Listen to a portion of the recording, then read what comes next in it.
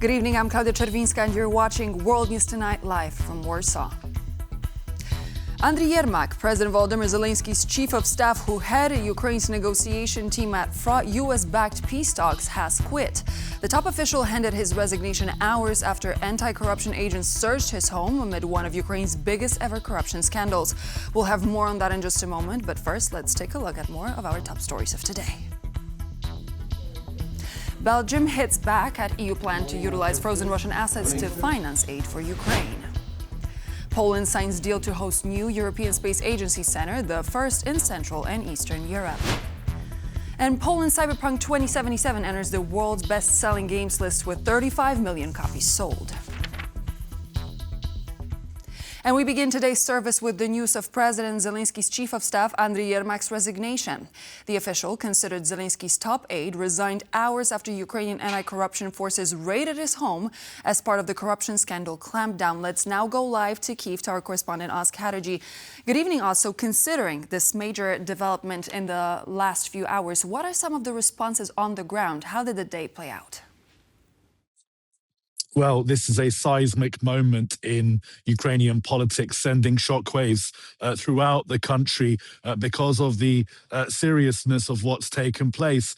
The top aide of Zelensky, his chief of staff, his most trusted lieutenant, as it were, his right-hand man, Andriy Yermak, who has faced increasing pressure in recent weeks, particularly as this anti-graft probe by the National Anti-Corruption Bureau and the Prosecutor's Office into the Energoatom, the state-owned nuclear power agency, that has widened, included President Zelensky's associate Mindik, and now we are including Yermak in that as he was raided this morning. So that was the first sort of shockwave in the morning when it was confirmed by Yermak himself that two of his properties were being searched by the National Anti-Corruption Bureau and the Anti-Corruption Prosecutor's Office in this ongoing graft probe into Energoatom.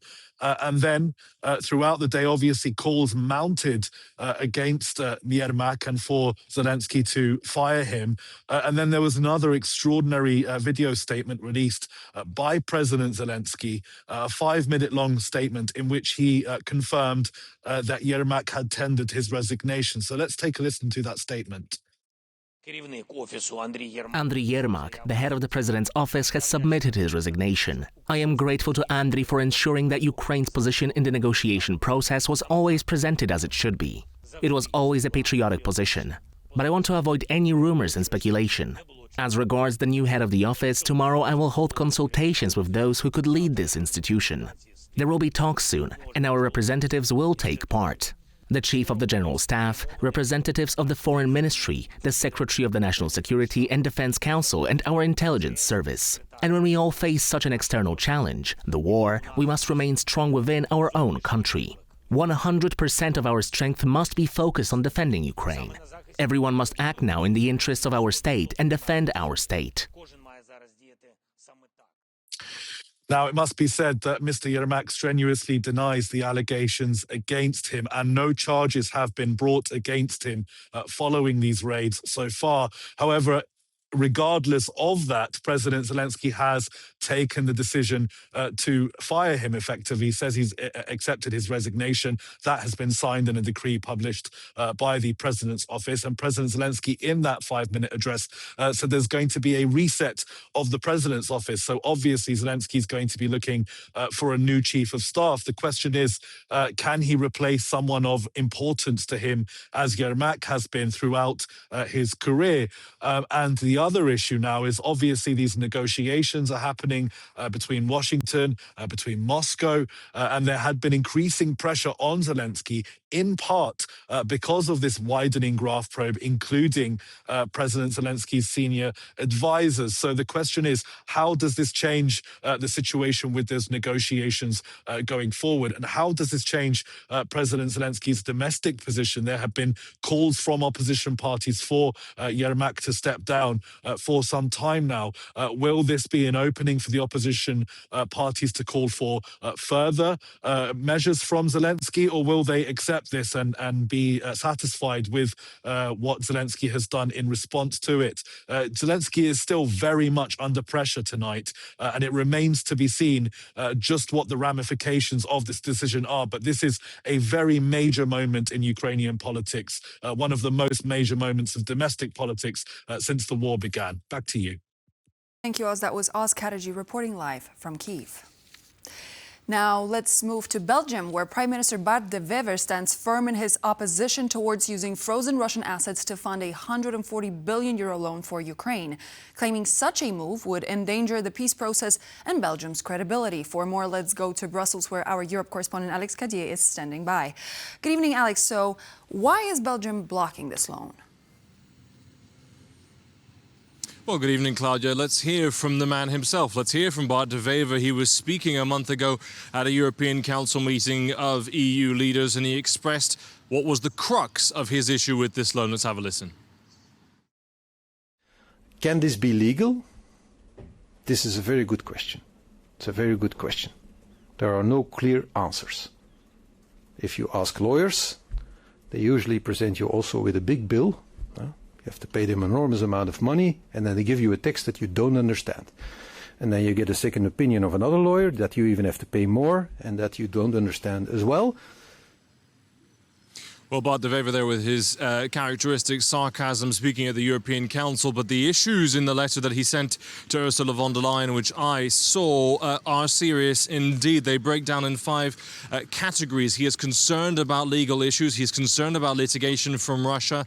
He's also concerned about the impact, reputational and financial, for markets in the European Union. What he wants to be able to sign off on this loan is for EU member states, all of them preferably, to guarantee that €140 billion sum if something were to go wrong with this reparations loan. And if some member states don't want to guarantee it, Bart de Wever wants to see those who do picking up the rest of that bill. He also wants member states that have other Russian sovereign assets held in their countries to participate in this loan with their sovereign assets. He does not want Belgium to go it alone. He also wants G7 partners, including Japan and others, who hold some Russian foreign sovereign assets, to also contribute in this loan. And he wants to guarantee liquidity for Euroclear, making sure that any lawsuits against Euroclear, the company that holds these funds, is also covered by the European Union. Quite a long list of demands by Bart de Wever, the Belgian Prime Minister. He is,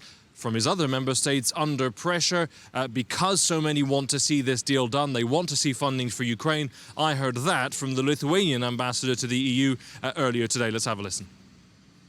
I think we have no choice. We need to proceed. We need to find results here because we are continuing discussing. But time is pressing us and the needs of Ukraine are growing, and we need to have a plan. And now it is momentum to take this decision because when the negotiations on peace started, I think that what we need to do from Europe is to move on frozen assets. We need to do next sanctions package, 20 sanctions package. But on this reparations loan, the answer from Bart de Wever is a firm nay, no. He will not move on this particular proposition unless his demands of assurances from the EU and a joint liability is agreed. His proposal instead is that the EU funds Ukraine through 2026 with additional measures, additional money that is still in the EU budget, and then they can figure out a way to use the loan. A final point that Bart de Wever made about this loan. First, nothing of the sort was done during World War II. It would be a historic first. And clearly, Bart de Wever is not wanting to take a risk under a lot of pressure from the EU. All of this will go to the European Council right here in Brussels next month. Claudia.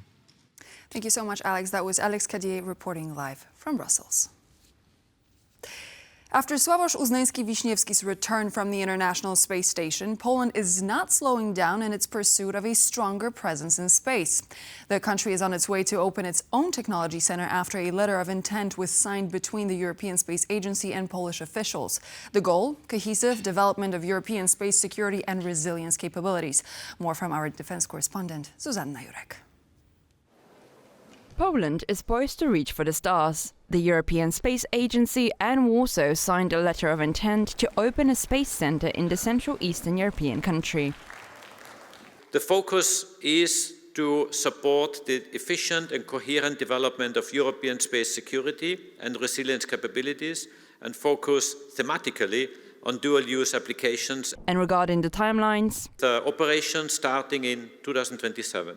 To achieve this, a joint task force will be established within the next 3 months of today's signature. for Poland, a space venture seemed a natural next step in expanding its defensive capabilities.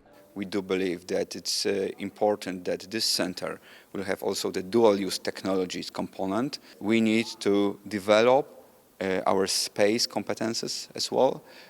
We need to be better in telecommunication. We need to be better in observation. We need to be better in dual-use technologies, as we need to take challenges seriously. And according to analysts, the expansion into Central Eastern Europe is part of an effort to respond to the continent's strategic priorities. With the invasion of Ukraine has changed dramatically. Now ESA is getting more and more involved in what the member states require. If the member states request more space programs focused on secure connectivity, safety and defense projects, then ESA somehow has to follow. And as the second Polish person launched into orbit, Sławosz Uznanski-Wiśniewski highlights, this will be a mutually beneficial partnership. The ESA Center already shows a huge potential of our market. It is huge for ESA as well, because this will be the first site, that technology site, that can be established or will be established in Central and Eastern Europe.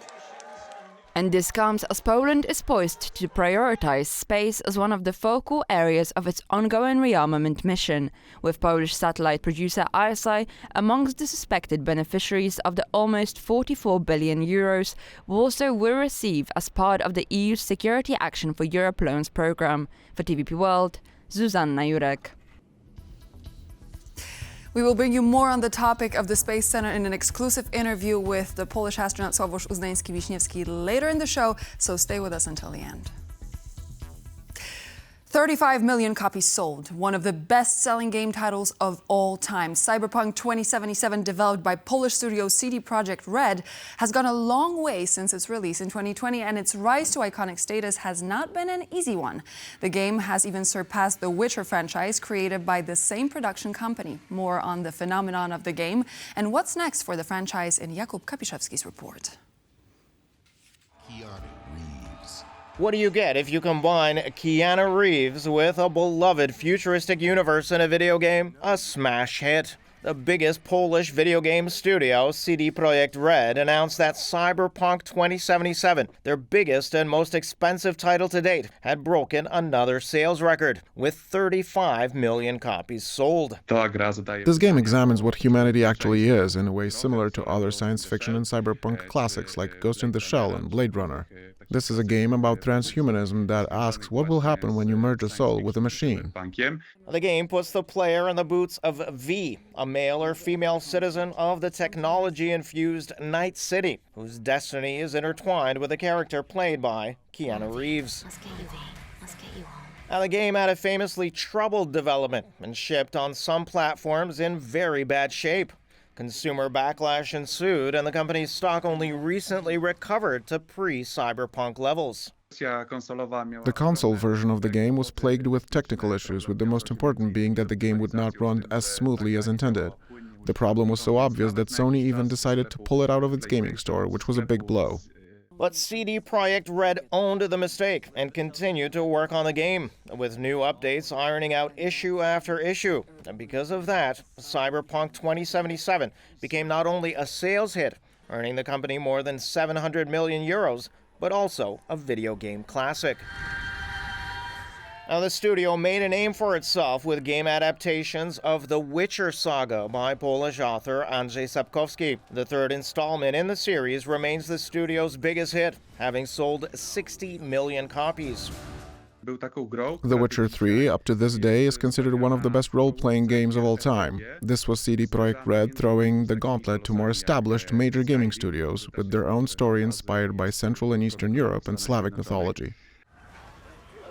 Right now, the studio's busy with work on the fourth part of its iconic Witcher series, and a sequel to Cyberpunk 2077 is also in the works.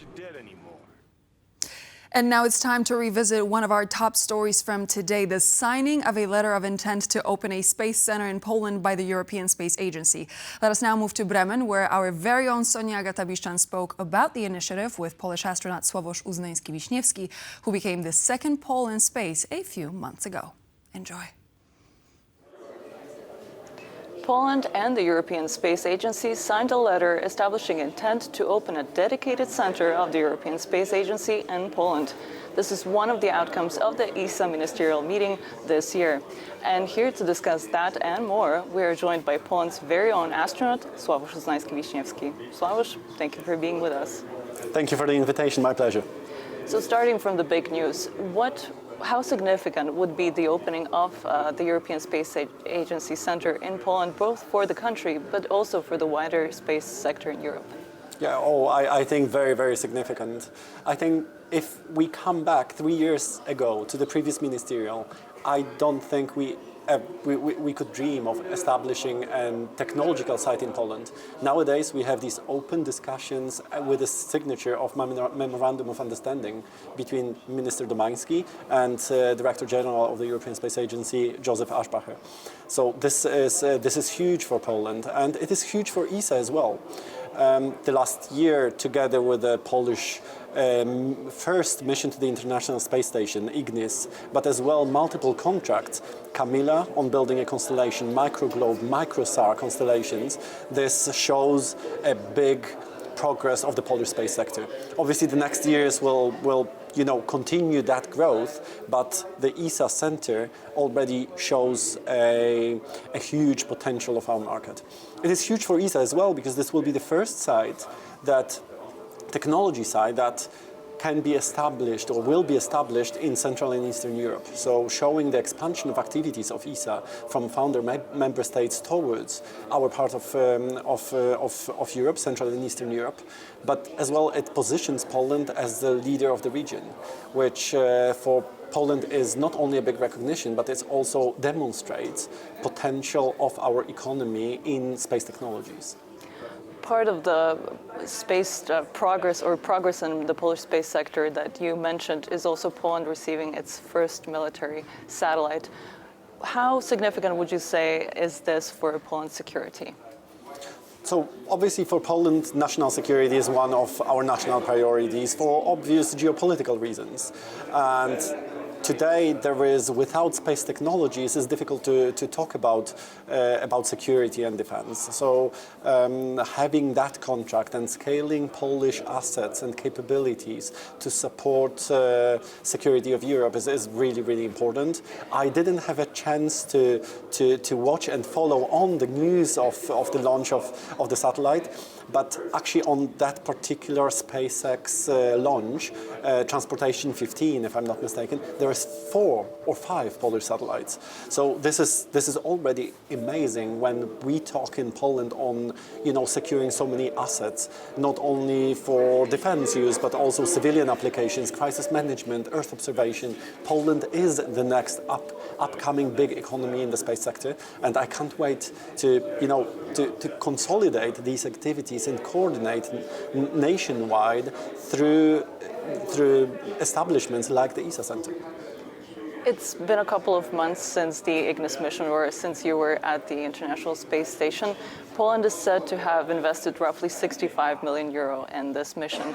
What would you highlight as some of the most important returns that you see? I would maybe mention and start with the huge interest of the Polish institutions, Polish private sector, to submit proposals for the mission. Obviously, the time of an astronaut, as well as funding to prepare science for the mission, is limited.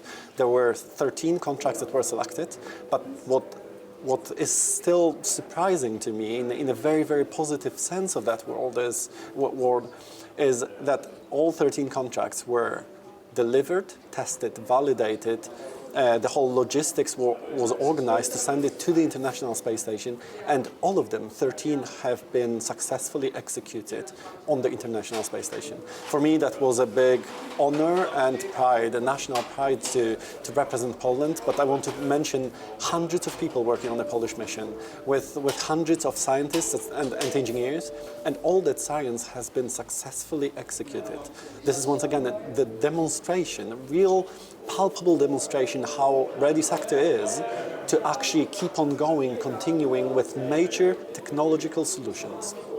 With respect to the 13 experiments that you conducted, 13 contracts, an aspect that I find very interesting regarding returns is the spaceflight heritage, or in other words, the recognition that certain technologies have successfully worked in space, which can in turn boost their sales or boost funding that they receive going forward. Would you highlight any success stories with respect to the 13 Polish experiments? Oh, the first thing I mentioned is all of them have successfully been executed. Already that is a huge testimony to the work put into the Polish mission. We had beautiful experiments. Actually, Axiom 4 mission was the most loaded mission in terms of technology and science from all short-term missions ever executed to the International Space Station, which is great, and this shows how capable we are. Mentioning just a couple of experiments that just pop in my head, and there is no preference there, but one of the experiments I followed quite closely, that was studying the activity of the human brain in space with a company Core Vision from Lublin, from Poland, and with a specific hardware that is called functional near-infrared spectroscopy. They could not only visualize the activity of the brain in space, but they have successfully demonstrated the human-to-machine interface for the first time in space. And that has been done by the Polish company pushing the frontiers of science of what we know in human brain studies. And when I heard this information, being on the station, that was a huge privilege and a big pride for me. That is considerable success for sure. Are you aware of any increase in sales or in interest in these products? Oh yeah, multiple companies, multiple experiments. They have established international collaborations. I could mention just a couple of these ones. So one I have just mentioned. Another study that was called Astro Mental Health. That was a study on mental health of astronauts being subjected to very difficult conditions with changing human physiology, being in enclosed space with other people and with the extreme time pressure to execute the mission. And these environments allow to study human behavior in the group in difficult conditions, and we can derive very easily what other types of applications would be possible. As far as I know, this group not only belongs today to the biggest world analog astronaut facilities that run analog missions here on the ground to study human behavior in a group. There are analog facilities on multiple continents, and Polish research group is a part of them, is a part of this big consortium. For example, another experiment was called Astro Performance. That experiment was performed by a company called Smarter Diagnostics, and they have an AI platform to which they feed medical data of people in terms of, blood morphology, quality of the soft tissue, muscles, body composition, and out of that AI-driven platform, what is derived is the report on how to prepare human body to perform certain actions to be able to assure mission objectives. For me, the case was obviously my mission on the International Space Station, but also applications here are very broad in terms of, other services as police, the army, air force. We can derive these applications quite easily, and I know that there is a lot of interest. This company, throughout the mission, had a chance to sign a first contract with one of the institutes in Spain, taking care of human body performance for motorsports, Formula 1 drivers and MotoGP drivers. So I can't wait to see further applications being developed. Looking at your experience at the ISS, would you say that your astronaut training that you had prior to going to the ISS was helpful? Did it prepare you well enough? I mean, obviously in some ways it did. The mission was successful, but were there any surprises, maybe something that you didn't expect? Or on the other side, did you think, oh, this is exactly what this training prepared me for? That's an excellent question. To be honest, is we train on the ground many different aspects of the mission. I could experience microgravity before going, thanks to parabolic flights. So I could experience different G-loading in centrifuges. I trained in the pools. I trained in many, mock-ups of space stations or the Dragon capsule in different simulators. So you learn a lot of different things, how the systems work, how to behave in emergency cases, how the body is going to change in the human physiology, what we are going to experience. Also the training, obviously, on our science, so what we will execute. But what surprised me on the station, in new conditions, when your body needs to adapt, you have all these changes of your body, and then you need to use the whole knowledge that you got. But, in an operational condition, this comes as a surprise how overwhelming it is at the beginning in terms of stimulation of how the environment, how new the environment on orbit is and how fast we have to adapt and adopt into to these new conditions to be operational. Education was a big part of the Ignis mission, both on the International Space Station, but also afterwards. What would you say to a young person that is interested in becoming an astronaut, perhaps looks up to you, but is maybe hesitant to pursue this path, thinking, well, I could never be an astronaut? What would you tell them? Is space for everyone or just a select few? I truly believe in the words I said. Space for everyone. Definitely space is for everyone. Independently what you want to do, space is present in our everyday life. Maybe some of us do not realize this on a daily basis. Obviously, during my path, there were a lot of hesitation moments. There were a lot of failures on the way.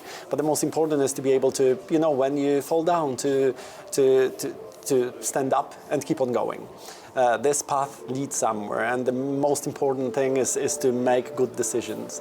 Big goals take time, and the time to actually achieve these goals requires a lot of perseverance, motivation, and curiosity. And if you have a lot of that, you will succeed.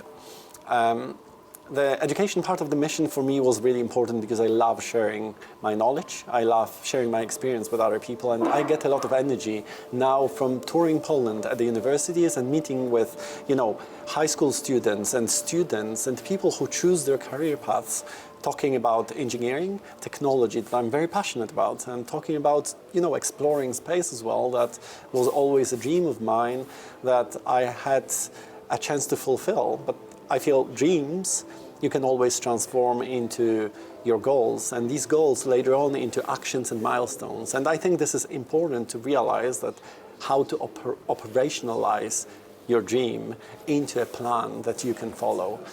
So I invite everyone, no matter what you're interested in, biology, engineering, physics, mathematics, geology, or studies about climate, or maybe law. You can work on space law, you can work on space hardware or space science. At this ESA ministerial, we heard plans or ideas for European astronauts to go to the moon. What is next for you, and will you be one of the astronauts going to the moon in the future? Oh, this is an excellent question. I would be honored if I am ever selected and if Poland, my country, supports such a mission. Obviously, we are still, at the beginning of our path in development of space technologies. We are still a mid-sized country, but, growing. So there is always a chance. We heard some announcements of Europe and the European Space Agency being a part of Artemis missions, and I can't wait to, follow my colleagues, support my colleagues, and I don't know what future may bring. I will come back to that. When I was growing up in Poland, being an astronaut, it was not a dream that you can really have or you can dream to fulfill, yet that happened. And I have no idea what the future might bring, but I will definitely be open to different paths. And if that could realize, that would be a big honor of mine. Well, we'll keep our fingers crossed that you're one of the astronauts going to the moon. Thank you very much, Sławosz. Thank you so much. I'm Sonia Gatowiczyn, and thank you for watching TVP World. For more news coverage, do stay tuned.